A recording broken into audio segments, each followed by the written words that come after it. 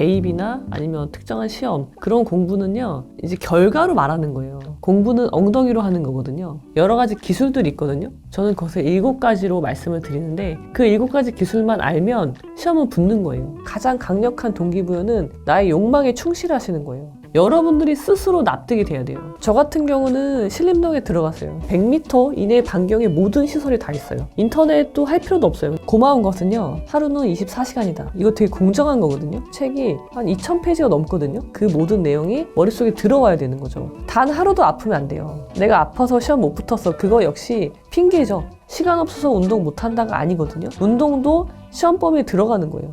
멘탈을 항상 일정하게 유지를 시키셔야 되거든요. 공부할 때 연애하는 거 아니다라고 말씀드려요. 내가 외롭잖아요. 몰입이 안 되어 있기 때문에 외로운 거예요.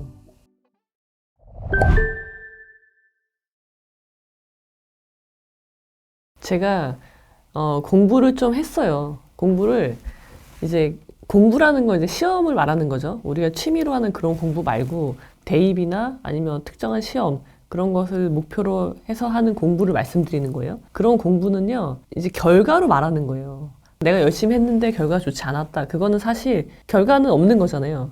근데 저도 이제 살면서 여러 가지 시험을 봤는데 그런 시험들의 좋은 결과가 나왔단 말이에요. 좋은 결과가 나왔는데 그거는 제가 머리가 좋아서 그런 게 아니라 공부는 엉덩이로 하는 거거든요. 그래서 엉덩력이라고 하는데 근데 이제 그냥 엉덩이만 붙이고 있으면 안 되는 거죠. 엉덩이를 붙이고 책상에 앉아서 내가 목표라는 시험에 붙기 위해서 여러 가지 기술들이 있거든요. 저는 거기서 7가지로 말씀을 드리는데 그 7가지 기술만 알면 시험은 붙는 거예요. 그래서 그 7가지 요소를 가지고 엉덩이만 붙이고 앉아서 공부하면 대한민국에 있는 모든 시험에서 붙지 않을 수가 없다. 그런 의미에서 제목도 좀 셀 수는 있지만 공부 이렇게 해도 안 되면 포기하세요. 정말 그 말은 이렇게 하면 반드시 돼요. 근데 그래도 안 되면 이제 나는 공부가 뜻이 안 맞는, 그러니까 동기부여가 안 되어 있으니까 나머지도 해도 안 되게 되는 거죠.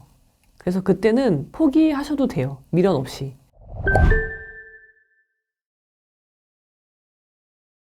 1번이 가장 중요한데 동기부여예요. 이 공부를 내가 왜 해야 되는지에 대한 동기부여인데요. 공부 안 하셔도 되거든요. 정말 대학도 안 가도 되죠. 대학을 안 가고 그 대신 다른 것에 뜻이 있다면 그것을 해도 돼요. 근데 내가 대학을 간다면 그 이유가 무엇인지 그것에 대한 동기부여가 확실히 되어 있어야지 나머지 요소들을 할 수 있는 거예요. 그러니까 책상에 앉을 수 있는 거죠. 근데 중요한 거는요. 그 동기부여라는 게 고상하고 거창할 필요는 없어요. 내가 막 사회 정의를 실현하겠다. 보통 이제 법조인이 된다고 하면 나는 훌륭한 법조인이 돼서 좋은 판결을 내리겠어. 아니면은 사회의 정의를 실현하겠어. 그렇게 하지만 그런 동기부여는요. 그러니까 추상적인 동기부여는 매우 약해요. 내가 공부라는 건 매우 힘든데 하다가 내가 힘들잖아요. 그러면은 어떻게 하냐면은 내가 무슨 정의 구현을 해. 그런 식으로 포기해버린단 말이에요. 그러니까 거창한 동기부여는 오히려 굉장히 약하다. 그래서 가장 강력한 동기부여는 나의 욕망에 충실하시는 거예요. 예를 들면 멋있는 사람 되고 싶어. 아니면 나는 돈을 많이 벌고 싶어. 더 구체적인 걸로 가면요. 내가 어떤 물건을 사고 싶은 거예요. 만약에 좋은 차를 사고 싶어. 내가 모델까지 특정되면 더 좋아요. 나는 저 차를 살 거야. 라는 그런 욕망이 오히려 더 강력한 동기부여가 되거든요. 그러니까 저 차를 사기 위해서 내가 어떤 범죄를 저지르는 게 아니잖아요. 나를 개발해서 내가 저 차를 살 수 있게 나의 능력을 만드는 거. 그것만큼 강력한 동기부여는 없는 거거든요. 그래서 그런 동기부여. 내가 공부를 왜 해야 되는가. 남들이 하니까 할 필요가 없는 거죠. 저는 저희 아이들한테도 말을 하지만 공부하기 싫으면 안 해도 된다. 대학 가기 싫으면 안 가도 된다. 그렇게 말을 하거든요. 공부는 그리고요. 할 게 없는 사람들이 하는 거라고 생각해요. 저는. 재능이 많은 사람은 공부할 필요가 없어요. 동기부여도 안 될 뿐더러. 그러니까 공부라는 것이 누구나 다 해야 되는 것이고 좋은 선택지는 아니라는 거예요. 공부는. 우리가 이제 4차 산업혁명 시대로 가면서 이제 AI도 발달하면서 더더군다나 그렇게 됐죠. 공부는 정말 할 게 없는 사람들이 하는 마지막 선택지다. 저는 그렇게 생각을 합니다. 그래서 그런 공부를 한다면 내가 왜 이 공부를 해야 되는지 그것에 대해서 여러분들이 스스로 납득이 돼야 돼요. 설득이. 다른 사람을 설득시킬 필요는 전혀 없고요. 내가 설득이 될 정도의 강력한 동기부여. 그게 첫 번째 공부의 요소입니다. 그러니까는 그 욕망 있죠? 예를 들어서 간단하게 말해서 돈을 많이 벌고 싶어. 멋있게 살고 싶어라는 욕망을 실현하는 수단이 공부가 아니어도 된다는 거예요. 저는 물론 그때 이제 편입이라는 걸 하게 되면서 그쪽으로 방향이 틀어졌지만 만약에 제가 무역상을 했다면요. 지금 46살의 이 나이가 됐을 때 지금의 경제력 그런 걸 봤을 때 결코 못하지 않을 거라고 저는 확신하거든요. 그러니까 동기부여가 되게 중요한 게 공부의 동기부여가 돈을 벌고 싶다고 해서 공부를 하지 않아도 된다는 거죠. 분명히 다른 길은 그 목표, 그 동기부여로 인해서 달성하고자 하는 그 목표에 이르는 길은 매우 여러 가지가 있는 거죠. 그래서 공부가 아니어도 된다. 그러니까 내가 이 공부를 정말 해야 되는가에 대해서 깊이 생각을 하셔야 돼요. 거기에 많은 시간을 할애하셔야지 일단 해. 다른 사람이 하니까 나도 해. 그렇게 해서 들어가면은 동기부여가 제대로 안 된 상황이잖아요. 그러면은 중간에 포기하는 경우가 매우 많게 되는 거죠.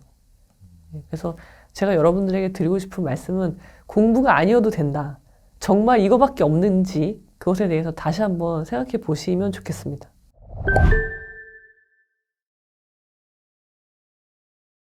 제가 생각하는 거는 두 번째는 환경 설정이에요. 환경. 공부하는 환경을 만들어야 돼요.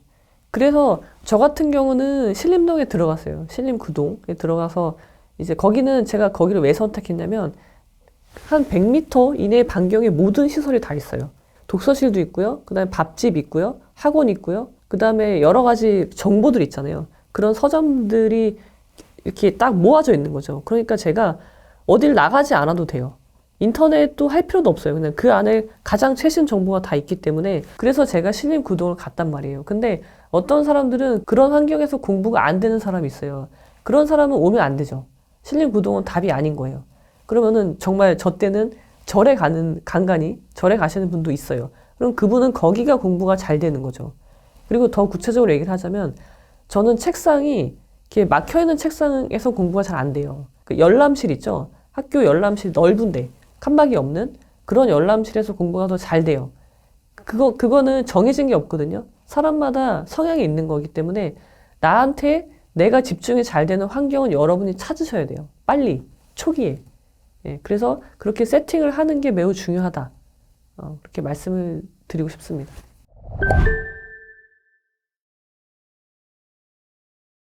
공부의 기술 세 번째는 시간이에요, 시간. 시간은 매우 중요한데요. 고마운 것은요, 공부를 잘하는 사람이나 못하는 사람이나 하루는 24시간이다. 그러면은 이거 되게 공정한 거거든요. 그래서 이 시간을 얼마나 잘 활용할 수 있느냐, 거기에 사실 승패가 달려있다고 봐도 무방합니다. 우리가 동기부여를 한 이유도요, 이것 때문에 한 거예요. 시간을 잘 활용하기 위해서. 저한테 이제 뭐 몇 시간 공부했냐고 많이 물어보시는데, 저는 하루에 10시간을 공부해요. 물론 넘어갈 때도 있거든요. 10시간, 뭐 12시간 할 때도 있지만, 기본적으로는 10시간이에요, 항상. 근데 그 10시간이 정말 집중한 시간만 10시간인 거죠. 저는 잠도 7시간씩 잤거든요. 그러니까 잠도 충분히 자고, 밥도 먹고, 그리고 밥 먹고 나서 오수도 취하고요. 그리고 밥 먹고 저는 운동도 했어요. 저녁을 먹고는 운동도 했단 말이에요. 그러니까 저의 하루 일과표를 보면은 아침에 7시에 기상해서 9시까지 독서실에 앉는 거예요. 아침을 먹고 딱 앉아서 오전 공부하고요. 점심 먹고 한 30분은 낮잠을 반드시 잤어요. 그 다음에 오후 공부하고요. 저녁 먹고 운동하고 그 다음에 저녁 공부하고 그렇게 아침, 점심, 저녁 공부 시간이 딱딱 구분이 되는 거예요. 그러니까 점심은 이제 낮잠이라는 구분선이 있고 저녁에는 운동이라는 구분선이 있어서 새로운 마음으로 공부를 할 수 있게 매일매일 그렇게 세팅을 해놨거든요. 그래서 이렇게 되면요. 시간이 남아요. 오히려. 그래서 저는 저녁에 그렇게 해서 10시간을 한결같이 할 수 있는 사람은 시험에 붙는 거고요. 그게 안 되면 오늘 뭐 15시간 공부했어. 내일은 2시간 했어. 이러면 안 되는 거예요. 그래서 몇 년을 공부할지 모르지만 뭐 3년이든 5년이든 그동안 동일한 시간을 유지하는 거 그것에 승패가 달려있다라고 생각을 합니다.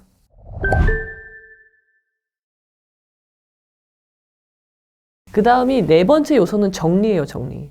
사실 이게 가장 중요하거든요, 정리. 우리가 이제 사법시험도 굉장히 암기하는 양이 굉장히 많아요. 근데 시험은 기본적으로 암기예요. 그러니까 머리 좋은 사람을 뽑는 게 아니기 때문에 결국은 다 내 머릿속에 넣어야 되는 거예요. 특히 사법시험은 제가 2차 시험을 보면서 엄청나게 좌절을 했었는데 저는요, 이거는 인간이 할 수 있는 시험이 아니라고 생각했어요. 2차 시험을 볼 때. 왜냐면 7과목을 보는데 굉장히 양이 많아요. 한 과목이 저는 이제 기본서로 공부를 했는데 그러면 상법 같은 경우에 책이 한 2000페이지가 넘거든요. 그거를 물론 거기서 경중을 가려서 머릿속에 넣어야 되는데 아무튼 그 모든 내용이 머릿속에 들어와야 되는 거죠. 그래서 이렇게 표현을 하죠. 밑 빠진 독에 물 붓기라고 표현을 해요. 밑이 빠져 있어요. 근데 그 독을 채워야 돼요. 근데 그 채우면은 붙는 거예요. 못 채우면 떨어지는 거고. 그러려면 어떻게 해야 되느냐. 밑 빠진 독에 물을 부을 수 있거든요. 가득 채울 수 있거든요. 방법은 밑이 빠져 있잖아요. 그러니까 빠지는 속도보다 더 빨리 부으면 되는 거예요. 그럼 얼마나 빨리 부어야 되겠어요. 그래서 그냥 정신없이 이렇게 바가지가 커야 되겠죠. 크면 클수록 유리하겠죠. 그러니까 저는 어려운 시험일수록요, 그 바가지를 크게 만드는 거예요. 그래서 목표는 시험 전날 그 과목을 1회독 할 수 있는 거, 그게 목표예요. 그게 밑빠진 독에 물을 부은 거거든요.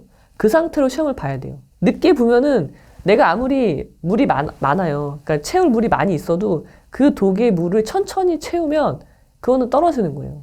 시험이라는 건 그런 거거든요. 그러니까 암기가 결국 돼야 되는데 어떻게 해야지 암기가 되느냐. 그러니까 많은 분들이 저한테 저는 암기가 안 돼요. 머리가 나쁜가 봐요. 라고 질문을 해요.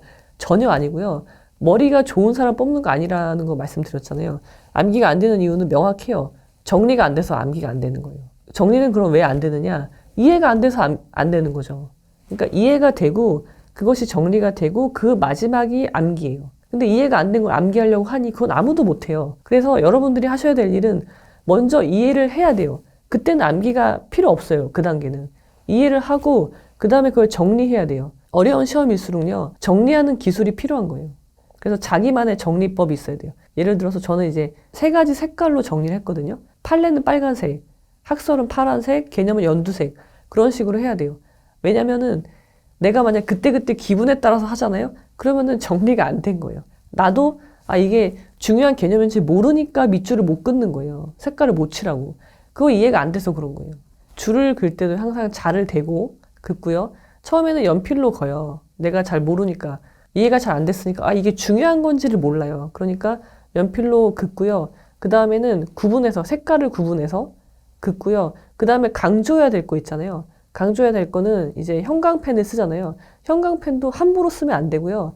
정말 중요해서 나중에 1회독을 할 때는 정말 중요한 마지막 1회독을 할 때는 그거 위주로 이렇게 보는 거죠. 그러면은 이 책에 그 페이지가 머릿속에 들어와요, 그냥. 그렇게 만드는 거예요. 그리고 정리를 잘해야 되는 이유도 그 페이지의 특징이 있잖아요. 그게 생각이 나는 거예요. 내가 여기에 형광펜으로 밑줄 긋은 게 있는데 그것을 떠올리기 위해서 구조화하는 거거든요, 책을. 밋밋한 그런 활자에서 꾸미는 거예요, 책을. 그 대신 정리가 된 채로 꾸미는 거죠.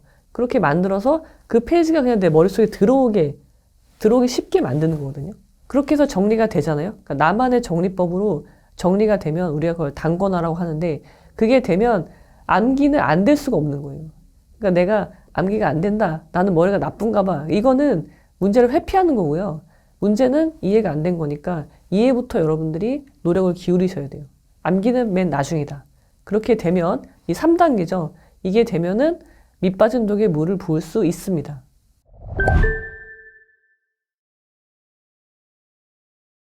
다섯 번째도 매우 중요한데요. 체력이에요, 체력.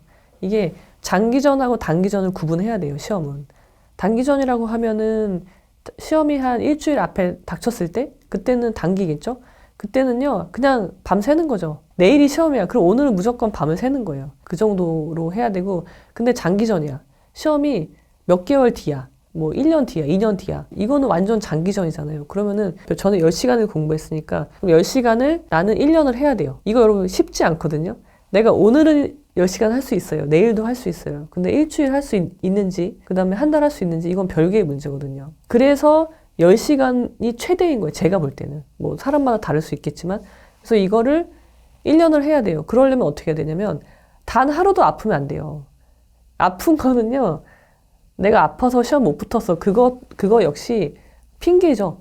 못 붙은 건 똑같은 거예요. 아프든 공부를 안 했든 못 붙은 결과는 똑같단 말이에요. 그래서 그렇게 되지 않으려면 절대 아프면 안 돼요. 단 하루도. 감기도 걸리면 안 돼요. 왜냐면 감기를 한번 걸리면 한 3, 4일은 그냥 날아가요. 그럼 내가 10시간씩 공부해왔던 게 무너질 수 있단 말이에요. 리듬도 무너지고. 그래서 절대 아프면 안 된다. 그렇기 때문에 체력 관리를 해야 돼요. 그래서 제가 매일매일 운동을 간단하지만 운동을 했던 이유이기도 하고. 그래서 10시간을 하면 여러분 운동할 시간이 반드시 나와요. 그러니까 시간 없어서 운동 못 한다가 아니거든요. 운동도 시험 범위에 들어가는 거예요. 내가 봐야 되는 과목이 사실 2차가 7과목인데 나머지 하나는 8과목인 거죠. 결과적으로. 나머지는 체력이에요. 체력. 그거는 테스트를 하지 않지만 이미 테스트하고 있는 거예요. 시험 준비하는 과정에서. 그것을 여러분들이 절대 잊으시면 안 됩니다. 장기전은 다르다. 마라톤 선수와 100m 달리기 선수는 몸이 다르잖아요. 운동법도 달라요. 그렇게 구분해서 하셔야 됩니다. 그래서 저는 그때는 사실 1차 공부할 때는요, 검도를 했습니다. 제가 말씀드린 그 100m 범위 안에 검도장이 있었거든요. 그래서 거기에 가서 기초훈련하고, 그리고 그 도복을 입고 호구를 쓰고 그런 게 되게 멋있어 보이는 거예요. 동기부여가 되는 거죠. 그래서 그걸 위해서 점심 공부를 하는 경우도 있어요. 아, 내가 좀 있으면 가서 운동할 수 있으니까 해야지. 그렇게 하고, 그리고 운동을 하고 나면 되게 개운해요. 그러니까 저녁 공부가 그냥 저절로 되는 거예요. 이렇게 기쁘게, 즐겁게 운동하고 공부할 수 있거든요. 그 대신 그 운동이 내 공부를 방해하면 안 되죠. 그러니까 혼자 할 수 있는 걸 하셔야 돼요, 혼자. 여럿이 모여서 해야 되는 운동은 그건 이미 공부를 안 하겠다는 거죠. 그래서 그렇게 하지 마시고, 검도를 이제 혼자 할 수 있거든요. 비는 시간에 가서 할 수도 있고. 그러니까 여러분들이 좋아하는 걸 하시면 좋겠어요.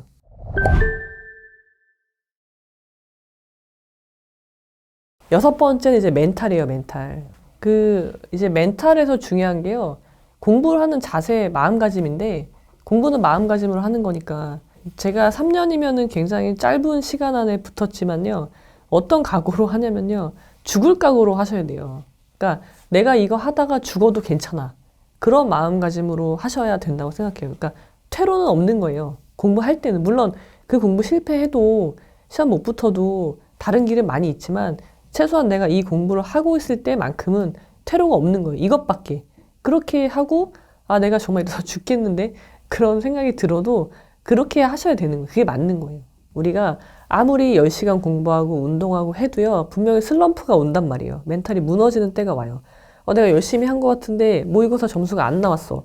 그럼 이제 멘붕이 오는 거죠. 아니면은 어느 날 갑자기 이유 없이 막 화가 치밀어 오를 수도 있고 왜냐면 시험 기간이 길기 때문에 여러 가지 변수가 생긴단 말이에요. 외부에서. 그래서 이랬을 때 어떻게 해야 되느냐. 그게 중요한데요. 멘탈을 항상 일정하게 유지를 시키셔야 되거든요. 그래서 제가 공부할 때 연애하는 거 아니다라고 말씀드려요. 연애하면 기복이 생겨요. 내가 통제할 수 없는 외부 요인이 생기잖아요. 그건 없애야 돼요. 그래서 공부할 때 뭐 옆에 누가 있으면 힘이 돼요. 아니에요. 여러분들이 공부 열심히 안 하고 있다는 거 증거예요. 몰입이 안 되니까 옆에 누가 있어야 힘이 된다고 하는 거거든요. 그런 핑계 대시면 안 되고요. 그리고 반대로 애인이 있잖아요. 공부를 내가 하려고 하는데 이미 애인이 있으면 헤어지시면 또 안 돼요. 왜냐면 헤어짐으로 인해서 내가 왜 후폭풍이 엄청나단 말이에요. 그래서 이거 역시 내가 통제가 안 되기 때문에 있는 사람은 그냥 그대로 두고요. 그 대신 이제 좀 만나는 횟수나 그런 걸 조절을 해야 되겠죠. 그리고 없는 사람은 억지로 만들지 말고 그게 매우 중요합니다. 그리고 제가 멘탈을 유지하는 방법 중에 하나는 뭐였냐면 보상이 있어야 돼요. 보상. 이게 장기전이니까 시험의 보상은 합격이죠. 근데 너무 멀어요. 1년 뒤에 합격하는 거는 내가 지금 당장 힘을 내는데 도움이 안 된단 말이에요. 그래서 내가 하루 일과를 잘 보냈잖아요. 계획표대로. 그러면은 그날 나한테 보상을 줘야 돼요. 예를 들면 저는 어떻게 했냐면 공부 끝나고 집에 가면요. 집에 가는 길에 제가 좋아하는 떡볶이를 사요. 밤이지만 뭐 살찌는 거에 상관없죠. 지금은. 떡볶이를 사서 집에 가서 먹어요. 아니면은 만화책을 하나씩 사가요. 신림동이 좋은 게 만화방도 많이 있거든요. 그리고 늦게까지 문을 연단 말이에요. 그래서 집에 가는 길에 만화방에 가서 제가 좋아하는 연재 만화 그걸 하나 사고 하나 빌리고 그 다음에 떡볶이를 사가지고 집에 가요. 그러면 진짜 행복하거든요. 그러니까 그것 때문에도 공부가 또 돼요. 저녁 공부가 내가 조금만 있으면은 이거 봐야지 그리고 떡볶이 먹어야지 그런 생각으로 집에 갈 수 있잖아요. 그럼 가서 그거를 만화책을 보면서 떡볶이를 먹으면 정말 행복하단 말이에요. 그래서 그렇게 매일매일 나 오늘 이렇게 잘했으니까 이거 나한테 주는 보상이야. 그런 식으로 주셔야 돼요. 그래야지 하루가 한 달이 되고 한 달이 1년이 되는 그 시간을 만들어낼 수 있거든요. 여러분들이 좋아하는 걸 찾으십시오. 근데 만화책을 볼 때요. 한 권만 보셔야 돼요. 네. 2권 빌리면 절대 안 돼요. 매우 중요합니다.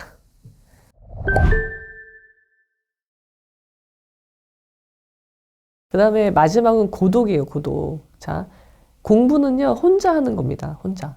우리가 독서실에 여러 사람이 있죠. 사시 준비하는 사람, 이 시험을 준비하는 사람 많아요. 몇만 명 될 수도 있어요. 그렇지만 공부는 나 혼자 하는 거죠. 내 옆에 누가 있어도 설령. 그래서 내가 외롭잖아요. 그러면은 몰입이 안 되어 있기 때문에 외로운 거예요. 명확하거든요. 그러니까 누구를 사귀려고 하면 안 되고요. 내가 몰입이 안 되어 있구나. 그러니까 좀 더 몰입을 하기 위해서 노력을 해야죠. 옆에 누굴 두려고 노력하시면 안 되고. 그래서 고독과의 싸움이다. 그리고 인생은요, 혼자 가는 거예요. 같이 갈 수 없어요. 내 가족도 같이 갈 수 없는 거예요. 그래서 그것을 염두에 두시고, 외로움과의 싸움, 고독과의 싸움. 싸움이 아니라 그냥 같이 가는 거죠. 인생은 여러분이 공부를 지금 하지 않는 상태라고 하더라도요, 외로운 거예요. 그래서 외로움과 친해지셔야 돼요. 외롭고 고독한 것이 그냥 인간의 본질이라는 거. 그것을 아신다면은 공부가 안 되는 핑계를 외로움에서 찾지 않으시게 될 겁니다. 네.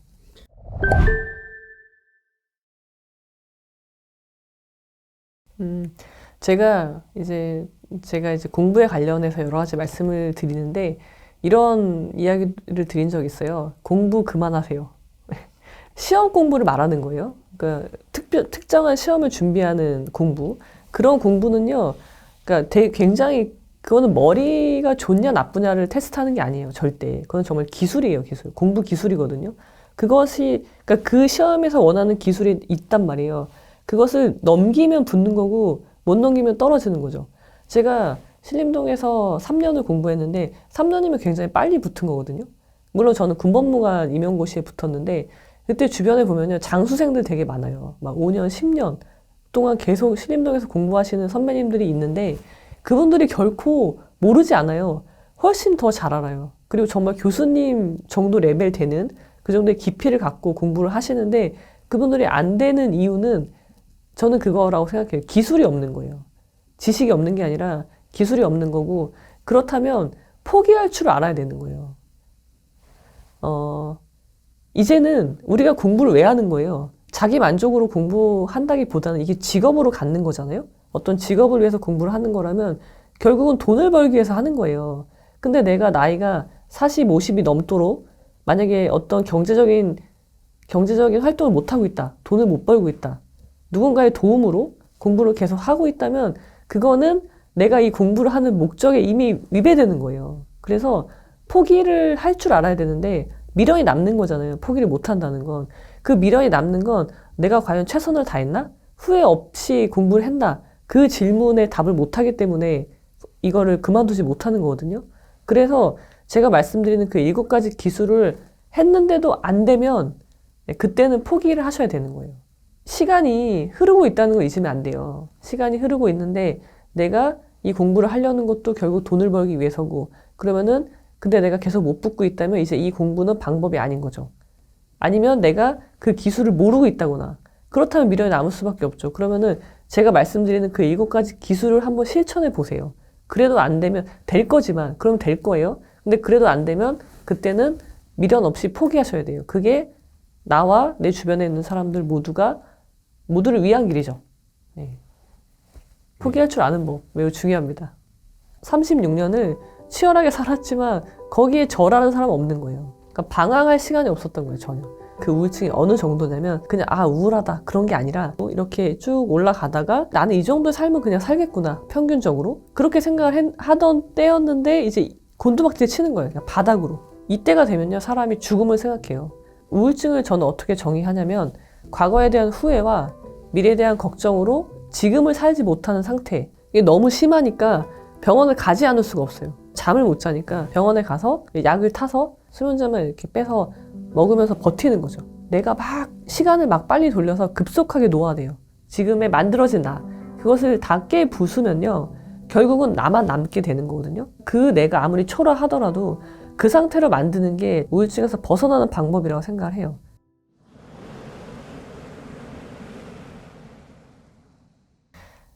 저는요, 제가 우울증에 빠진 이유도 사실 삶에 대한 아무런 생각이 없었기 때문인데요. 그냥 주어진 일을 열심히 하지만 큰 그림이 없었던 거예요. 그래서 우울증에 빠지게 됐는데, 그러니까 삶에 대한 자세부터 생각해 보셔야 돼요. 나는 왜 사는가? 그러니까 삶이란 무엇인가? 그것을 생각해 보면 저는 어떻게 생각하냐면 삶이란 건요. 무슨 일이든지 일어날 수 있는 것이 삶이에요. 삶 자체가. 그러니까 나는 불행하면 안 되고 나는 이혼하면 안 되고 그런 게 전혀 아니라는 거죠. 그런 분들 있죠. 요즘에 이제 나는 비혼이야라고 하시는 분들 있잖아요. 그거 다 쓸데없는 말이죠. 비혼이라고 말할 수 있는 건 비혼도 선택인데 그러니까 그건 비혼주의가 아니라 비혼은 선택이란 말이에요. 내가 정말 사랑하는 사람이 있어서 이 사람이랑 결혼까지 할 정도의 그런 서로 쌍방이 결혼은 같이 하는 거니까 그런 마음이 드는 사람이 있어요. 그런데 나는 결혼을 하지 않을 거야. 그럴 때 하는 것이지 비혼주의야. 그런 것은 아무런 누가 궁금해하지도 않고 하나도 중요하지도 않은 것들이거든요. 그러니까 나는 이래야 돼. 나는 이럴 거야. 이런 것들을 만들어 놓는 것에서부터 이제 불행의 씨앗이라고 저는 생각을 해요. 그런 거는 그런 상황에 처했을 때 내가 선택을 할 문제인 거예요. 미리 정해놓을 필요도 없는 그런 거라는 거죠. 그리고 실제 그런 정말 사랑하는 사람이 생기면요. 또 그런 분들 결혼해요. 어떻게 말씀하시냐면은, 이 사람은 달라요. 라고 얘기를 하죠. 그러니까 결국은 삶이라는 건요. 흐르고 있죠. 지금도 끊임없이 흐르고 있어요. 그러면은 나는요. 나한테도 불행한 일이 발생할 수 있어요. 물론 좋은 일도 발생할 수 있지만 그래서 어떤 일이 발생하더라도 나는 그냥 경험할 뿐이에요. 인생은 경험하는 거지 내가 이걸 통해서 나는 불행하고 행복하고 그게 결정되는 게 아니라는 거죠. 행복과 불행은 어디서 오냐면 내가 성장하고 있으면 오는 거예요. 자, 제가 우울증이라는 경험은 사실 실패고요. 불행한 경험이죠. 남들이 봤을 때. 그렇지만 저는 그걸 경험했죠. 근데 그 경험을 통해서 저는 무엇을 얻었냐면 성장을 얻었어요. 아까 그 인생 그래프가 우울증으로 바닥으로 갔죠.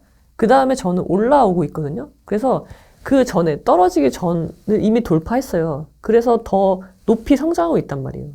거기에서 행복이 오는 거예요. 근데 제가 이렇게 높이 올라갈 수 있었던 원동력은 어디에 있냐? 그 우울증에 있는 거예요. 그래서 근데 이제 이렇죠. 누구나 다 우울증을 겪을 수 있지만 우울증을 겪는 모든 사람이 성장하진 않아요. 거기에서 인생의 행복과 불행이 갈리는 거예요. 제가 지금 이런 상태로 여러분들에게 말씀드리지만 제가 우울증을 앓고 있었던 그 당시에 여러분들이 저를 봤다면 정말 되게 불쌍하다고 생각했을 거예요. 되게 불쌍한 사람이고 아니 지금을 못 산다는 게 말로 하니까 잘 의미가 와닿지 않겠지만 제가 그때도 저는 변호사였어요. 그러니까 남들이 볼 때는 아니 변호사가 무슨 걱정이야 라고 하지만 변호사이기 때문에 더 우울할 수 있는 게 내가 변호사인데 이런 좋은 직업을 가지고 있는데 내가 지금을 살 수 없다는 거예요. 지금 나 하나 먹고 살기도 힘든 그러니까 먹고 산다는 걸 떠나서 하루하루를 살 수도 없는 지경인 거죠. 근데 변호사야. 하물며 변호사야. 그러니까 남들이 볼 때 그렇게 생각을 전혀 안 하기 때문에 제가 느끼는 그 절망감은 더 큰 거거든요. 그러니까 그런 상태에 있지만 다시 올라올 수 있었던 원동력은 제가 이제 그때 늦었지만 늦진 않았죠. 그때라도 나라는 사람을 알고 이제라도 나답게 살자고 결정했기 때문에 그게 변하는 거거든요. 그러니까 주역에 이런 말이 나와요. 제가 좋아하는 말인데 궁죽변, 변직통, 통죽구라는 말이 나옵니다. 궁하면 변해야 되고요. 변하면 통하고요. 통하면 오래 가요. 근데 이게 다시 또 궁하게 되는 거죠. 이게 순환되는 게 인생이란 말이에요. 그러니까 파도라고 표현을 하죠. 파도가 끊임없이 밀려와요. 그럼 나는 그 파도를 넘는 거예요. 경험하는 거죠. 경험하면은 그 다음에 나는 성장을 하는 거예요. 그게 좋은 경험이든 나쁜 경험이든 불행이든 행복이든 그렇게 해서 성장해 나간다는 생각을 한다면 나한테 지금 있는 불행이 아니거든요. 그러니까 불행의 여신은요. 행운을 갖고 와요. 붙어 있단 말이에요. 제가 고대 법대 편입하는 그 순간이 남들이 볼 때는 행운이라고 보지만 그때 당시 저도 그렇게 생각했고 그렇지만 시간의 흐름에 따라서 이게 그때 이미 행운이 왔지만 불행의 씨앗이 붙어 있는 거예요. 결국은 내가 만들어가는 건데, 아까 그 변하고 싶은데, 그러니까 바닥에 있으면 변해야죠. 그죠? 우울증이라는 바닥을 쳤어. 인생의 나락으로 떨어졌어. 그럼 이제 변해야 될 때가 온 거죠. 신호가 왔죠. 근데 모든 사람이 변하지 못해요. 그런 사람들은 왜 그러냐면요. 제가 볼 때는 이 불행이, 그러니까 나는 왜 이렇게 불행하지? 그러니까 나만 불행하다고 생각을 하고 있는 거예요. 그게 이제 생각의 차이인 거죠. 근데 다른 사람, 그러니까 여러분들이 저를 볼 때 저는 불행해 보이지 않으실 수 있지만 저 역시 불행했다는 거죠. 지금은 불행하지 않아요. 근데 다시 또 불행할 수 있는 거죠. 그러니까 그런 생각을 버려야 돼요. 그러니까 우리가 확언을 많이 하는데 나는 불행하면 안 돼. 그 생각 있죠. 그 생각에서 자유로워지셔야 돼요. 누구나 불행할 수 있는 게 인생인 거예요. 근데 중요한 거는 그게 끝이 아니라는 거죠. 아직 인생은 끝나지 않았고, 불행이 지나면 내가 여기서 잘 변하면 그 다음에 나한테 행복이 찾아올 거거든요. 찾아오는 게 아니라 내가 만들어가는 거지만. 그래서 그것이 삶이다라는 것을 이해하시면 분명히 변하실 수 있을 거라고 생각합니다. 저는 살면서 제가 우울증이 36살쯤에 왔어요. 시험에 붙은 건 28살이었고요. 이제 우울증이 온 거는 36살이었단 말이에요. 근데 그때까지 살면서 우울증이라는 단어를 제가 뭐 깊이 체감한 적이 없고 제 주변에 아무도 우울증을 겪어본 사람도 없고 행복한 가정에서 자랐고 뭐 제가 원하는 진취적인 그런 목표를 세우고 달성해가는 과정을 살아왔고 정말 치열하게 살았고 단 한 순간도 정신줄을 놓고 산 적이 없어요. 근데 제가 36살에 왜 우울증이 오게 되었느냐? 그거는요, 사실 너무나 당연한 결과인데, 오지 않은 게 이상할 정도였는데요. 공부를 하고 나서 이제 결혼을 했단 말이에요. 그러니까 시험에 붙고 나서 결혼하고 출산을 하고 결혼 생활을 하고 조직 생활을 하고 이제 그런 와중에 이제 36살이 됐고, 36살을 살면서 단 한 번도 나의 삶에 대해서 생각해 본 적이 없는 거예요. 내가 어떤 사람이지? 대학생이 되면서 이제 그게 시작이 돼야 되는데, 그때는 우리가 다들 이제 직업을 가져야 되기 때문에 취직, 그런 것에 이제 올인을 한단 말이에요.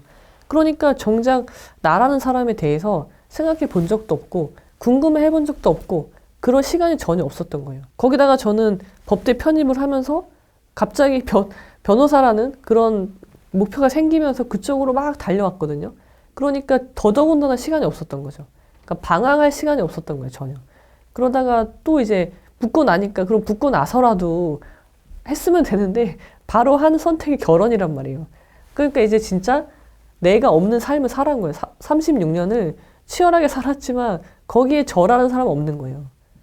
그냥 누군가가 만들어 놓은 아니면 제가 생각을 당한다고 표현을 하는데 마치 누군가 정해놓은 것처럼 그래야 되는 것처럼 그렇게 살아온 거예요.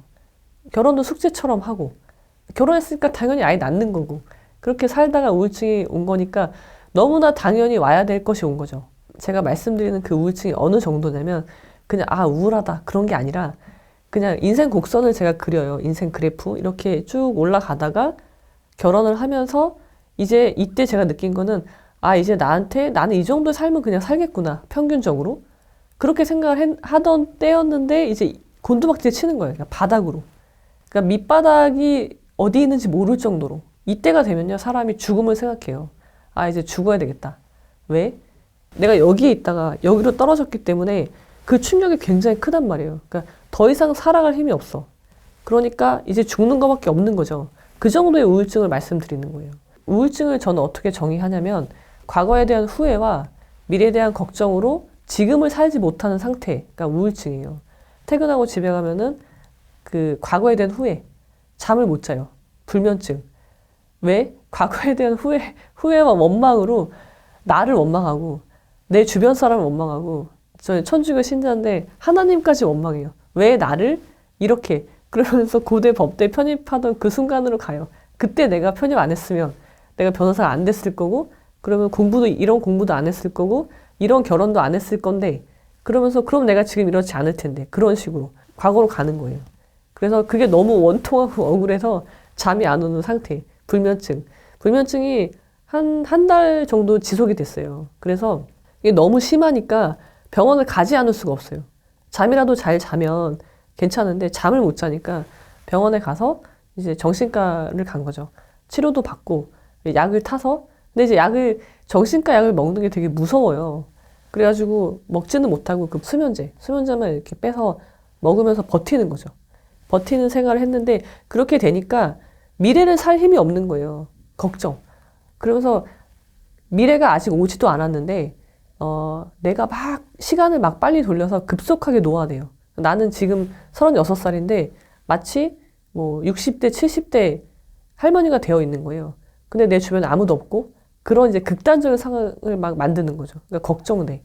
그래서 지금이 보이지 않는 내가 가진 게 뭔지도 모르는 그런 상태로 우울증을 굉장히 오래 겪었죠. 그게 제가 우울증을 겪은 게 10개월이에요. 우울증이라는 거는 병인데 다른 병들과 달리 내가 왜 그 우울증에 빠졌는지 몰라요. 언제 갑자기 우울증이 오는지 모르고 그리고 거기서 헤어나오는 것도요. 차츰차츰 나아지지 않고요. 저는 그랬어요. 어느 날 갑자기 좋아지는 거예요. 어느 날 갑자기. 그 기간이 총 10개월이었거든요. 근데 제가 그때 어떤 걸 했냐면요. 밤에 잠을 못 자잖아요. 그리고 과거로 간다고 했잖아요. 근데 과거로 가서 제가 뭘 했냐면요. 저를 발견하기 시작해요. 나라는 사람. 과거의 특정 시점으로 가요. 맨날. 가서 제가 마치 관찰자처럼 그걸 보고 있어요. 과거에 어떤 기억이 있잖아요. 뭐 가족들, 엄마, 아빠가 있고 저는 이제 오빠가 있고 남동생이 있는데 얘기를 하고 있는 그 순간으로 가요. 전 듣고 있는 거예요. 지금의 제가. 그러면서 그걸 이렇게 관찰하면서 나는 그때 이런 걸 되게 싫어했는데 왜 좋다고 생각했을까? 그런 거를 하나씩 깨닫는 거예요. 그러면서 그걸 내가 좋다고 생각했기 때문에 했던 선택들이 있거든요. 나중에 어른이 돼서. 그런 것들에 대해서 내가 그때 나는 이런 사람이 아니었는데 잘못 알고 있었구나. 내가 어떤 사람인지. 그러면서 나를 알아가는 과정. 그러면서 내가 당연하게 생각해왔던 것들을 깨는 과정이었어요. 10개월은. 만들어진 나를 하나씩 없애는 과정? 제가 만약에 저를 제대로 알았다면 저라는 사람이 굉장히 자유스러운 영혼을 가지고 있는 사람이에요. 저라는 사람은. 근데 그걸 알았다면 제가 고대 법대를 갔다고 하더라도 변호사 시험을 보지 않았을 거예요. 그러니까 사법 시험을 준비하지 않았을 거예요. 근데 그때 이미 저라는 사람을 생각을 당한 거죠. 나는 여기 갔으니까 당연히 법조인이 돼야 돼. 그런 것들 생각을 당하게 되는 거죠. 그러니까 실제 나와 현실의 내가 다르기 때문에 생기는 게 우울증인 거예요. 그래서 우울증을 벗어날 수 있었던 방법은요. 지금의 만들어진 그것을 다 깨부수면요. 결국은 나만 남게 되는 거거든요. 내가 아무리 초라하더라도 그 상태로 만드는 게 저는 우울증에서 벗어나는 방법이라고 생각을 해요. 저는 그 10개월 동안 그것을 한 거고, 그러니까 내가 어떤 사람인지 알아가는 과정. 그러려면요, 다 부서져야 돼요. 그러니까 우울증은 저는 좋은 거라고 생각을 해요. 왜냐면 내가 만약에 나를 모르고 계속 살았으면 40대, 50대, 60대가 돼서 우울증이 반드시 왔을 거예요. 그러면은 더 많은 걸 잃겠죠. 그래서 그때, 적당한 때에 저는 우울증이 왔다고 생각을 하고, 그때를 기점으로 제가 이제 만들어진 생각당하고 있던 나를 다 버리고, 이제 나답게, 나라는 사람으로 바로 서기 시작한 거는 36살부터였어요. 오로지 나의 생각으로 나를 평가하는 거예요. 만들어진 내가 아니라 내가 어떤 사람인지를 알아가는 것이 우울증이 저한테 준 굉장히 큰 선물인 거죠. 그래서 굉장히 고맙게 생각하고 있어요, 지금은. 그때 만약에 제가 각성을 못했다면 그렇게 만들어진 나로 살다가 그냥 죽었겠죠. 그러면은 나중에 하나님한테 가서 혼났을 거라고 생각을 해요. 너 왜 그렇게 살다 왔냐고. 나는 너를 그렇게 만들지 않았는데 왜 그렇게 살다 왔냐, 바보같이. 그런 말을 들었을 거라고 생각을 합니다. 만약에 내가 좋은 사람이라면 나쁜 사람이 내 옆에 있으면 그 나쁜 사람이 나처럼 좋은 사람이 될까요? 아니면 여러분이 나쁜 사람이 될까요? 어떤 게 더 가능성이 높겠어요? 여러분이 나쁜 사람이 될 가능성이 더 높아요. 등급이 낮은 사람은요, 특징이 뭐냐면요, 고예요, 고. 고집불통이라고 해서요, 변하지 않아요. 이 사람을 바꾸려고 하지 않아요. 공자는 등급이 낮은 사람은 고집불통이라고 했잖아요. 변하지 않는단 말이에요. 그러니까 이 사람을 바꾸기 위해서 노력을 하지 않는다는 거예요. 후목이라고 하거든요. 후목. 썩은 나무. 썩은 나무는 조각하지 않는다예요. 그게 인간관계의 원칙처럼 우리가 활용할 수 있는 거죠.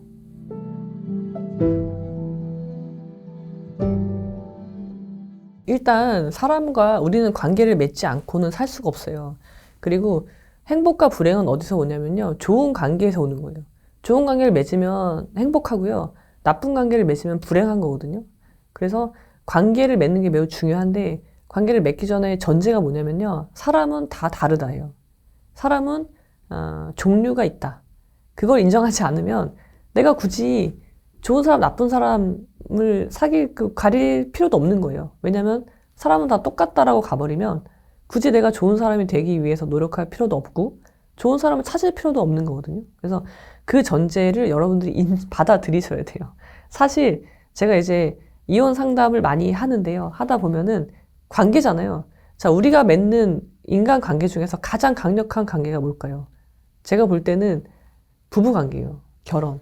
혼인으로 맺어지는 관계. 이게 가장 중요하고요. 왜냐면 내가 있고요. 내가 있고 나랑 가장 가까이 있는 관계예요. 내 부모보다도 더 가까운 관계가 배우자란 말이에요. 그래서 이 관계가 매우 어렵고 매우 강력해요. 이 관계에 문제가 생기면 불행한 거예요. 그냥 인생은. 그래서 제가 그 말씀을 많이 드려요. 부부 관계를. 근데 이거는 부부 관계에만 적용되는 건 아니고요. 모든 관계에 적용할 수 있어요. 가장 어려운 관계가 부부 관계니까. 그래서 이걸 많이 말씀을 드리는데 이혼 상담을 할 때 많은 분들이 이렇게 얘기를 하세요. 세상에 이런 사람이 있는 줄 몰랐어요. 그러니까 내 상식, 내가 자라온 환경, 그 비슷한 사람들 있잖아요. 내 주변에 비슷한 사람들 있잖아요. 그런 사람만 있는 줄 아는 거죠. 근데 결혼을 함으로써 아, 세상에 이런 사람도 있구나. 그런 거를 처음 알았다. 그리고 결혼이라는 게 드라마에서 보는 그런 뭐 이렇게 치고 이렇게 싸우기도 하지만 결국 화해하고 화목하게 사는 그런 모습이잖아요, 드라마는. 그런 줄 알았다. 근데 그게 아니더라. 그런 걸 많이 느끼신단 말이에요. 그러니까 결혼해서 느끼지 마시고요. 여러분들이 지금 아셔야 돼요. 사람은 종류가 있고요. 사람은 다 달라요. 다 똑같지 않아요. 그걸 전제로 한다면 그 다음에 해야 될 거는 그럼 어떻게 사람을 구분할 것인지 질문이 나오겠죠. 근데 그 전에 나는 어떤 사람인지 아셔야 돼요. 그래야지 이 관계는 상대적인 거예요. 누구에게도 절대적으로 착한 사람, 좋은 사람은 없어요. 그러니까 나와의 관계에서 좋은 사람이 나한테 좋은 사람인 거지 나한테는 못하는데 나한테는 막 폭언을 하고 그러는데 다른 사람한테 잘해준다? 그거 절대 좋은 사람 아니에요. 그러니까 고민하실 필요가 없어요. 그러니까 관계에 대한 평가는 상대적이라는 것도 기본 전제입니다. 그래서 사람을 보셔야 되는데 자, 사람을 종류가 있다는 건 이제 나눠진다는 거잖아요. 그래서 사람을 이제 등급을 매길 수가 있어요. 이게 신용 등급 그런 거 아니고요. 그냥 나와의 관계에서 매기는 거예요. 그러면은 상대방도 나를 매기겠죠. 당연한 거예요. 나만 매기는 건 아니니까. 그러니까 내가 좋은 사람이 되기 위해서 노력을 해야 되는 거예요. 근데 이게 논어라는 책은요, 사실 관계에 대한 책이에요. 처세술. 처세라는 게 관계거든요. 그러니까 2500년의 시간의 세례를 받은 논어라는 책에 처세술이 나와요. 그러니까 이거는 읽어야 되는 거예요. 반드시 여러분들 읽으셔야 돼요. 그냥 한 번 듣고 사라지는 그런 게 아니라 2500년을 몇 년이 이어온 책이잖아요. 그렇다는 거는 이 책에는 사람에 대한 통찰이 들어있다는 얘기거든요. 그러니까 동서고금을 막론하고 적용되는. 그래서 논어가 되게 중요하다고 생각을 하는데요. 논어에 보면은 관계에 대한 이야기들이 많이 나오지만 그 중에 말씀드릴 만한 기준이 몇 가지가 있는데요. 하나는요, 사람은요, 그러니까 성상그냐. 사람의 본성은요, 비슷해요. 태어날 때는 다 비슷해. 여기 다 모여 있어요. 근데 그게 선한지 악한지는 모르겠어. 그거는 증명할 수 없는 거니까 모르지만 비슷하다. 근데 습상원이야. 나중에 무엇을 배우느냐에 따라서 서로 멀어진다. 그러니까 여기 모여 있다가 분포도가 여기 있다가 점점 무엇을 습하느냐, 배우느냐에 따라서 누구는 좋은 사람 쪽으로 가고 누구는 나쁜 사람 쪽으로 간단 말이에요. 그래서 나중에 격차가 이렇게 벌어지게 되는 거죠. 그게 첫 번째예요. 그러니까 무엇을 배우고 익히느냐, 이게 중요하겠죠. 그럼 내가 좋은 것을 배우고 익혀야 되겠죠. 근데 두 번째 기준으로 제시하는 게요. 무분려기자라고 해서요. 나보다 못한 사람과 친구하지 마라. 가까이 하지 마라. 라는 말이거든요. 그러면은 이 말을 들으면 많은 분들이 반감을 막 일으키세요. 아니, 그러면 안 되는 거 아니냐. 왜 차별을 하냐. 막 그러실 수 있지만, 자, 사람은요, 다른 사람한테 영향을 받아요. 그게 습이에요. 배운단 말이에요. 근데 내가 나쁜 사람이 내 옆에 있으면 그 나쁜 사람이 만약에 내가 좋은 사람이라면 나처럼 좋은 사람이 될까요? 아니면 여러분이 나쁜 사람이 될까요? 어떤 게 더 가능성이 높겠어요? 여러분이 나쁜 사람이 될 가능성이 더 높아요. 왜냐면 등급이 낮은 사람은요, 특징이 뭐냐면요, 고예요, 고. 고집불통이라고 해서요, 변하지 않아요. 사람의 인생은 궁한 상황이 오게 되어 있거든요. 근데 궁한 상황이 오면 변해야 돼요. 근데 등급이 낮은 사람은 변하지 않는단 말이에요. 그게 특징이에요. 변하지 않기 때문에 강력해요. 그래서 등급이 높은 사람은 변할 가능성이 높잖아요. 근데 그러니까 이 사람이 밑으로 내려갈 가능성이 높은 거예요. 그래서 내 주변에 나쁜 사람을 두면 안 돼요. 그러니까 등급이 낮은 사람을 내 주변에 두면 그 폐해는 이 사람이 좋아지는 게 아니라 내가 나빠지는 거. 그렇기 때문에 이런 사람하고는 관계를 끊어야 돼요. 가까이 하지 말라고 하는 거죠. 공자는. 그 다음에 세 번째 기준은요. 공자는요. 중인 이하의 사람하고는 이야기하지 않아요. 중인 이하의 사람하고는요. 형이 상을 말하기가 어렵다. 그러니까 말을 하지 않는다. 그러니까 이 사람을 바꾸려고 하지 않아요. 공자는 등급이 낮은 사람은 고집불통이라고 했잖아요. 변하지 않는단 말이에요. 그러니까 이 사람을 바꾸기 위해서 노력을 하지 않는다는 거예요.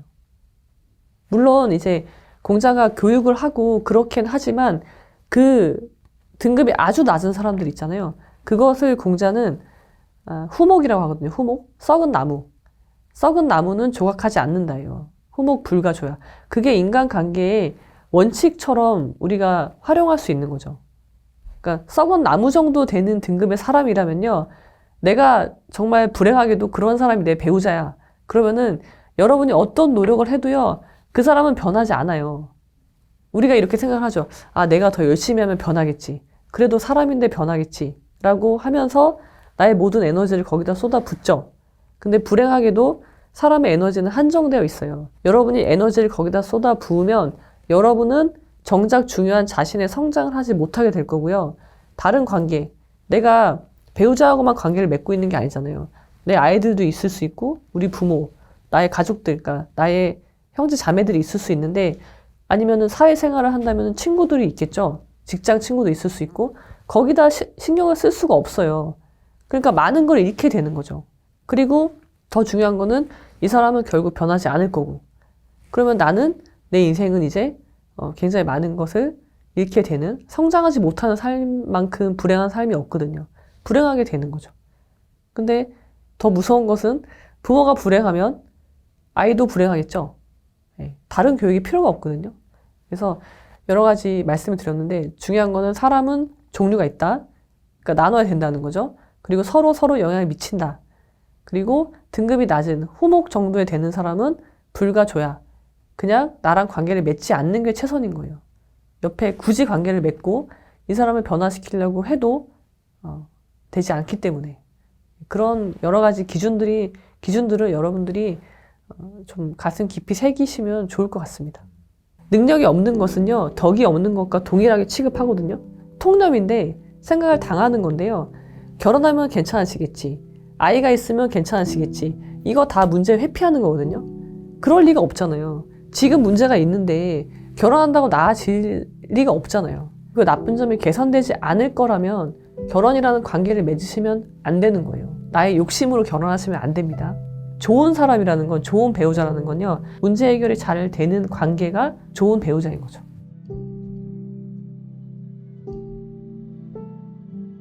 경제력 부분은 되게 중요해요. 결혼이라는 건 어떤 사람이 하는 거냐면요. 제가 이제 결혼은 개나 소나 하는 게 아니라고 말씀을 드리는데, 자, 먼저 내가 바로 서 있어야 돼요. 그러니까 일입이에요, 일입. 일입이 된 사람이 일입이 된 사람과 만나서 하는 게 좋은 결혼이라고 생각을 해요, 저는. 근데 내가 바로 선다는 건요, 경제적인 거 당연히 들어가는 거예요. 내가 사고 싶은 게 있는데 못 사. 경제적인 능력이 없어. 그런데 결혼한다? 경제적인 독립이 안 되어 있는데 결혼을 한다는 거는 그냥 저 사람의 경제력에 의존하겠다는 것밖에 되지 않거든요. 그래서 너무나 당연한 독립에는 그게 포함되는 거예요. 그러니까 많은 분들이 부모님으로부터 독립하고 싶어요. 그래서 결혼했어요. 라고 하는 분들 많아요. 이거 독립 아니잖아요. 독립하고 싶으면 정말 나와서 혼자 살아야죠. 근데 결혼을 해요. 이거는 또 다른 의존의 대상을 찾는 것에 불과해요. 제가 이제 결혼과 이혼에 대한 말씀을 많이 드린단 말이에요. 댓글에 이런 댓글이 있어요. 변호사님은 능력이 있으니까 결혼 안 해도 돼요. 라는 댓글이에요. 한번 생각해 보세요.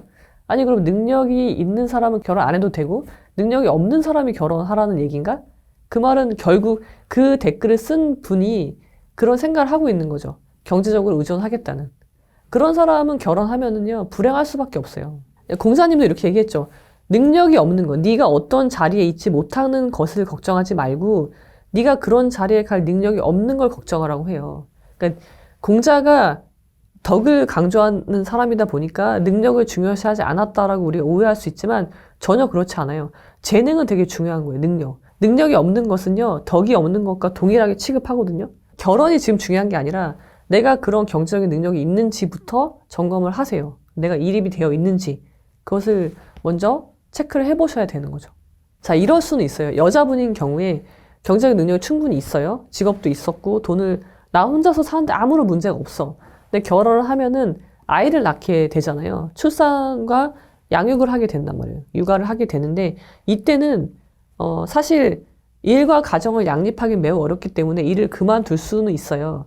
그만두고 전업주부로서 가사일과 아이를 볼 수 있죠. 이때는 경제적 능력이 없는 거는 맞죠. 실제 돈을 벌고 있지 않은 건 맞지만 이분이 경제적 능력이 없는 건 아니에요. 언제라도 나가서 일을 그러니까 내가 돈을 벌 수 있는 그런 상황, 언제라도. 지금 내가 하고 있지 않지만 할 수 있어. 이건 선택하는 거거든요. 그러니까 돈을 버는 게 선택지에 없어서는 안 된다는 거예요. 그리고 보세요, 여러분. 자, 내가 충분히 돈을 벌 수 있지만 아이 양육과 아이한테 좋은 양육 환경을 제공하기 위해서 일을 안 하는 걸 선택할 수는 있어요. 근데 아이는 크죠? 자, 아이가 다 컸어. 그러면은 내가 더 이상 나의 가사 노동과 이 양육이 필요하지 않은 그런 서비스가 필요하지 않은 상태가 됐을 때, 그때는 내가 어떻게 할 것인지, 그때는 나가서 돈을 벌 수 있어야 된단 말이에요. 그런 상황이 됐을 때. 그러니까 그것을 한시도 잊으시면 안 돼요. 특히 여성분들에게 좀 강조드리고 싶어요.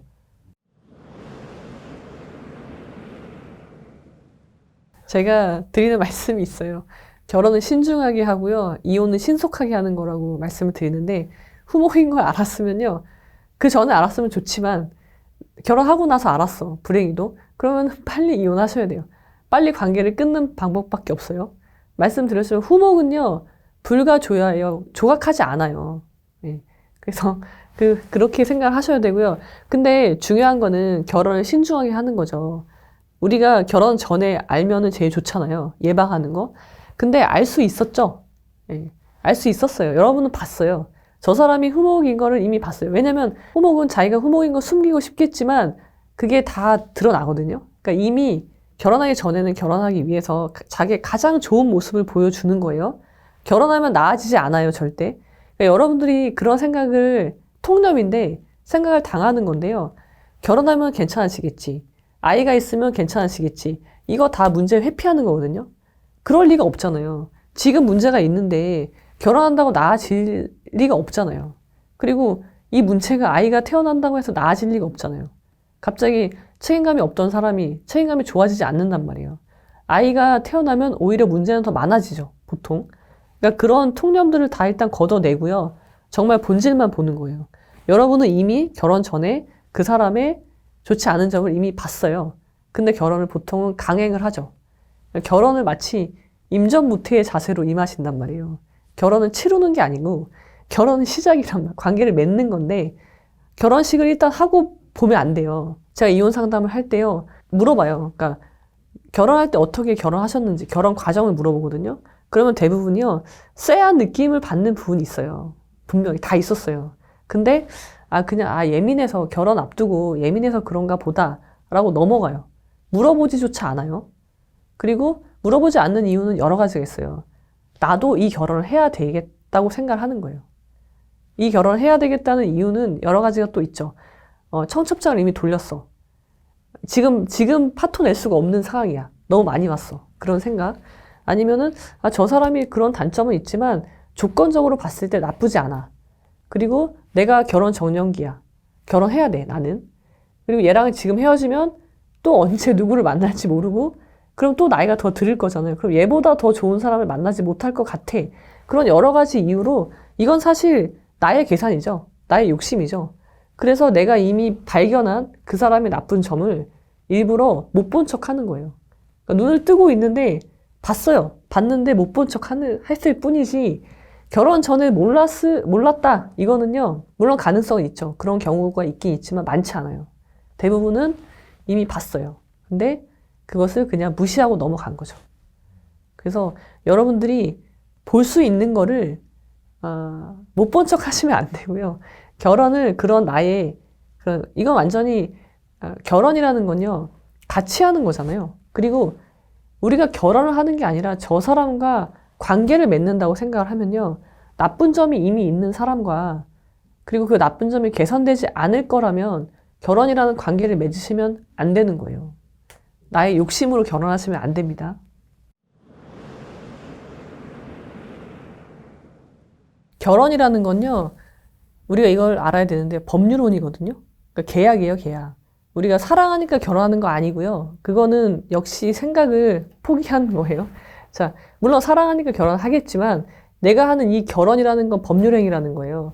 혼인신고는 뭐예요? 계약서에 서명하는 거예요. 근데 이 계약은 되게 특이해서요. 세상에 이런 계약은 없거든요. 종신계약이고요. 해지 사유가 정해져 있어요, 법에. 해지 사유. 해지라는 게 이혼이잖아요. 이혼 사유가 정해져 있어. 첫 번째 합의가 되거나, 합의 해지하거나, 두 번째는 이혼 사유가 있어야 되는데, 우리나라는 유책주의잖아요. 그러니까 잘못이 없으면 이혼을 하면 안 되는 거예요. 이혼 못 해요. 제가 싫어. 자, 여러분, 결혼은요, 성적 결합이죠. 그러니까 이렇게 생각해 보세요. 제가 싫은데, 쟤랑 성관계를 해야 돼. 그게 결혼이란 말이에요. 그럴 수 없잖아요. 근데 그걸 강제하는 게 결혼이라고요. 이혼을 못 하기 때문에, 잘못이 없으면. 그 다음에 이혼을 할 수 있는 마지막 사유가 이제 파탄이죠.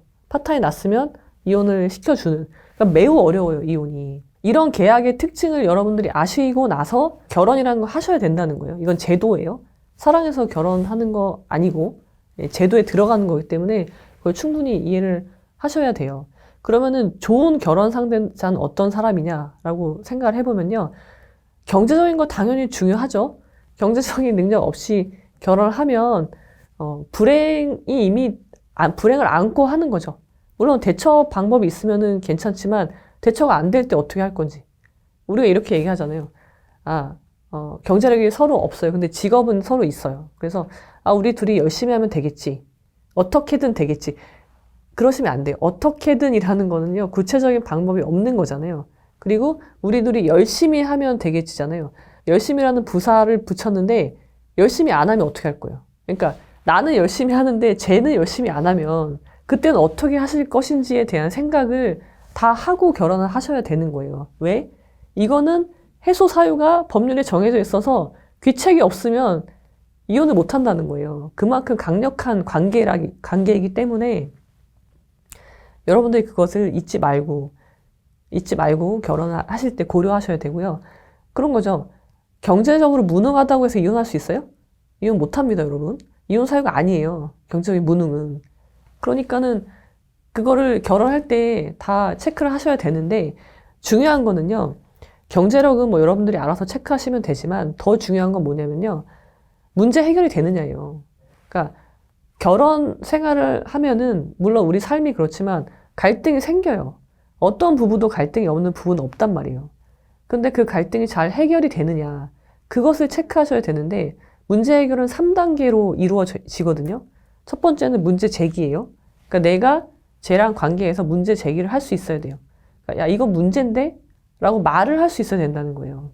그 다음에 두 번째는요. 제가 그래 그거 문제가 맞아 라고 인정을 해줘야 돼요. 문제점을 인정을 해줘야 돼요. 그 다음에 세 번째가 노력이에요. 함께 노력. 이게 문제 해결 메커니즘이거든요. 근데 이게 안 되면 절대 결혼하시면 안 돼요. 아무리 돈이 많아도 결혼하면 안 돼요. 자, 첫 번째 문제 제기 볼까요? 연인 관계에서요. 이게 문제야 라고 말하고 싶은데 말을 못해.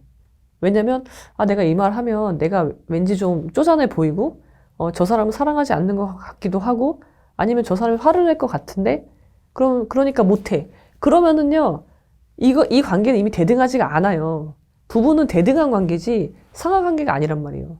근데 내가 문제 제기조차 못한다면은 여러분은 그 사람과의 관계에서 이미 밑에 있는 거예요. 그러니까 종속 관계를 내가 이미 설정한 거기 때문에 절대 결혼하시면 안 되고요. 두 번째, 상대방이 인정 안 해. 야, 그게 뭐가 문제야? 네가 너무 예민한 거 아니야? 그런 식으로 말을 하잖아요. 그러면은요, 그 문제는 영원히 해결 안 되는 거잖아요. 그러면은 여러분 결혼하시면 안 돼요. 이해가 되시죠? 이미 관계가 대등하지 않은 거예요. 그것을 체크해 볼 수 있는 게 내가 평소에 이 사람한테 자유롭게 문제를 얘기할 수 있는지, 아니면 이런 것도 있죠. 뭔가 물어보고 싶어. 궁금해. 이 사람이 어떤 돈의 흐름이 좀 이상한 게 있어. 내가 그걸 물어보고 싶은데 이거를 물어보면은 저 사람이 화를 낼 것 같아. 그래서 못 물어봐. 그러면 여러분 결혼 생활에서 얼마나 많은 갈등들이 생길 건데 그거조차 물어보지 못한다면, 지금 관계가 가장 좋을 때예요. 연애할 때는. 근데도 못 물어본다면 결혼 생활이 어떨 건지는 눈에 보이거든요. 결혼하면 나아지지 않아요. 그러니까 이미 문제가 대등하지 않은 관계이기 때문에 그럴 때는 여러분 결혼하시면 안 됩니다. 그래서 좋은 사람이라는 건, 좋은 배우자라는 건요, 이 서로 간에, 나만 그러면 안 되죠. 상대방도 나한테 그렇게 할 수 있어야 돼요. 그것이 서로 간에 잘 이루어지는 사람, 문제 해결이 잘 되는 관계가 좋은 배우자인 거죠.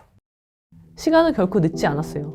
모든 결정이 마찬가지예요. 우리는 너무 이른 나이에 인생의 중요한 것을 결정을 해요. 그리고서 그걸 바꾸지를 못해요. 미숙했던 내가 했던 결정을 바꾸지 못한다는 거는요, 내가 성장하지 못했기 때문에 그런 거예요. 근데 저는 분명히 그때보다 성장해 있기 때문에 지금 내가 내리는 결정이 가장 나다운 결정이야 라고 생각을 하게 됐고, 남들한테 맞춰서 내가 전혀 즐겁지 않은 그런 상태로 있어서는 내가 생각하는 50대를 맞이할 수 없겠다라고 생각을 해서 나오게 된 거거든요. 40, 50은 나라는 꽃을 피우는, 만개하게 만드는 그런 나이대라고 생각을 합니다. 제가 가물가물한데요. 29살에 결혼한 것 같아요. 제가 나이가 굉장히 많다고 생각했어요. 그래서 빨리 결혼해야 돼. 그래서 좀 성급하게 결혼을 했거든요. 근데 지금 제가 봤을 때요, 지금 이제 46살이 돼서 29살의 저를 보니까 정말 세상 물정도 모르고 좀 어린 거예요. 너무. 결혼이라는 인생의 중요한 선택을 할 만한 나이가 아니었다라고 생각을 하거든요. 그리고 저는 지금 46살이지만 저는 제가 나이가 많다고 생각하지 않아요. 보세요, 여러분. 만약에 여러분이 40살이라고 해봐요. 지금 40살 동안의 기억을 한번 떠올려 보세요. 언제까지 기억이 나시는지. 10년 전의 일 기억 안 나겠죠? 5년 전에, 1년 전의 일도 사실 잘 기억이 안 난단 말이에요. 그러니까 그 시간이라는 게 굉장히 많이 남아있다는 거예요. 그동안에 내가 한 일을 보면은, 그러니까 제가 우울증에 빠졌을 때 느낀 게 뭐냐면, 그 시간이에요, 시간. 시간이라는 개념인데, 제가 36살에 우울증에 빠졌잖아요?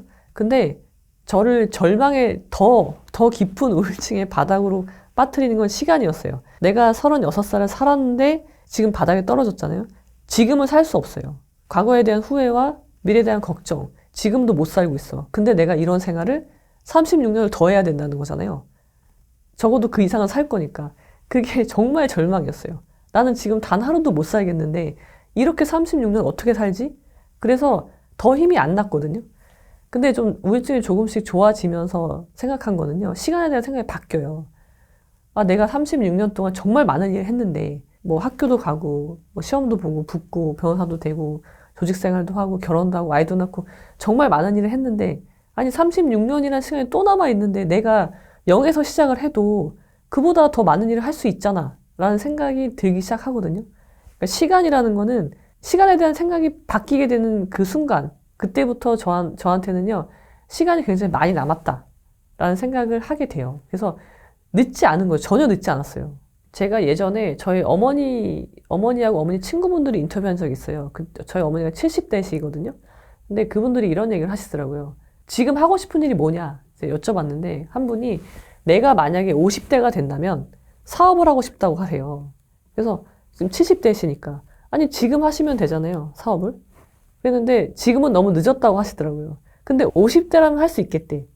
근데 아마 그분이 50대였으면 그런 생각을 안 했을 거예요. 그때는 또 내가 10년만 젊었어도 사업을 했을 텐데 라고 말을 하셨겠죠. 그러니까 지나고 나서야 그때 내가 늦지 않았음을 알게 되는 거예요. 그걸 생각한다면 70대도 늦지 않았죠, 절대. 70대에 사업할 수 있어요. 그러니까 우리가, 이거는 선택의 문제예요. 내가 70살에서 50살로 젊어질 수는 없지만 나는 70살에도 사업을 할 수 있는 걸 선택할 수 있는 거죠. 그러니까 내가 선택하지 않는 것을 가지고 늦었다라고 생각하는 것일 뿐이에요. 그러니까 이건 일종의 회피라고 저는 봐요. 시간은 결코 늦지 않았어요. 그리고 내가 몇 살까지 살지는 나도 몰라요. 내가 만약에 70이야. 늦었다고 생각해서 사업을 안 했어. 근데 내가 100살 넘게 살면은 어떻게 했을 거예요? 그 30년을. 아까워서. 그러니까는 시간은 단 한 번도 늦은 적이 없습니다. 여러분이 생각을 그렇게 하고 있을 뿐이지.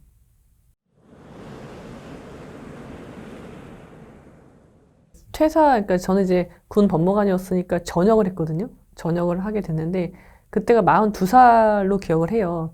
자, 40대가 되면요, 누구나 변화를 싫어해요. 그리고 두려워하고요. 그리고 저는 군 법무관이니까 공무원이죠. 그리고 가만히 있으면 연금을 받아요. 군인 연금 되게 세거든요. 그래서 남들이 제가 나간다고 했을 때 다 말렸어요. 100이면은요, 101명이 말렸어요. 그 한 명은 저 자신. 그러니까 저 자신조차도, 아, 나가야 되나? 나가지 말라는 그 마음이 있는 거죠. 왜냐면은 변호사로 개업을 해서 나간다고 해서 어떤 게 보장되어 있는 게 아니잖아요. 전혀. 월급도 이제 보장이 안 되는 거잖아요. 그리고 다들 지금 변호사 시장이 얼마나 어려운지 아느냐. 그러면서 더 이따 나와. 더 준비하고 나와. 계속 그런 얘기를 하는 거예요. 그래서 사실 30대 후반부터 전역이라는 생각을 했지만 42살로 늦춰진 이유는 사실 그것 때문이거든요. 늦춰졌는데 제가 그럼에도 불구하고 전역이라는 결정을 내렸던 이유 중에 하나는요. 중요한 이유 중에 하나는 제가 군 법무관이 된 건요. 그러니까 이 직업을 결정한 거는 29살의 저였어요. 근데 저는 이제 42살이에요. 전역한 때가 42살이니까. 42살의 나야. 29살의 나는 지금 생각해봐도 굉장히 미숙하고 그냥 천지분간을 못하는 상태였던 거죠. 그런 내가 결정한 직업이 나의 평생을 좌우한다는 것은 불합리한 거예요. 그냥 그 자체로. 지금의 내가 더 성숙한데, 지금의 내가 29살에 내가 결정한 걸 바꾸지 못한다. 그것은 참을 수 없었어요. 그래서 그렇지 않다. 그러니까 모든 결정이 마찬가지예요. 우리는 너무 이른 나이에 인생의 중요한 것을 결정을 해요. 그리고서 그걸 바꾸지를 못해요. 그 어린 내가, 미숙했던 내가 했던 결정을 바꾸지 못한다는 거는요. 내가 성장하지 못했기 때문에 그런 거예요. 근데 저는 분명히 그때보다 성장이 있기 때문에 지금 내가 내리는 결정이 훨씬 더 낫다. 나를 위해서 가장 나다운 결정이야. 라고 생각을 하게 됐고 그 생각을 하는 순간 남들이 뭐라고 하건 간에 이제 전역이라는 전역 지원서를 내게 되죠.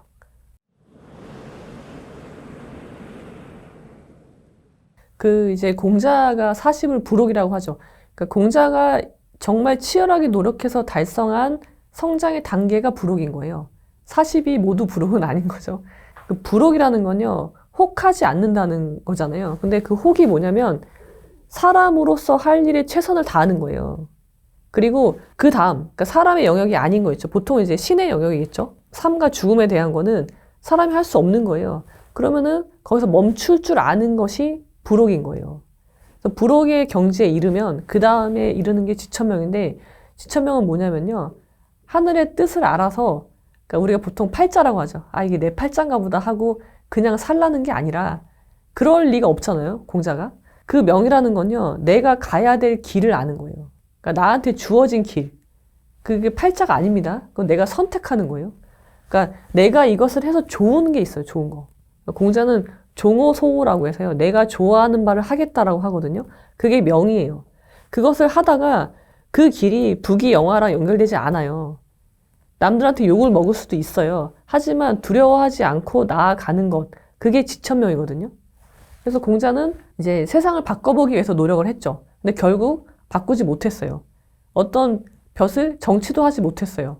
그리고 다른 사람한테 죽을 뻔한 그런 위기도 여러 번 넘기죠.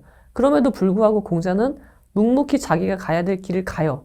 그리고 저는 공자는 매우 행복했을 거라고 생각해요. 행복하게 죽었을 거라고 생각을 하거든요. 그게 지천명인 거예요.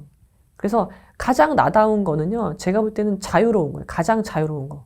그러니까 어떤 허례허식 없이요. 가장 나다운 상태로 온전히 나다운 상태로 삶을 살다가 죽는 것이 가장 행복한 삶이라고 생각하고 그게 시작되어야 되는 나이가 늦어도 50이라고 생각하는 거예요.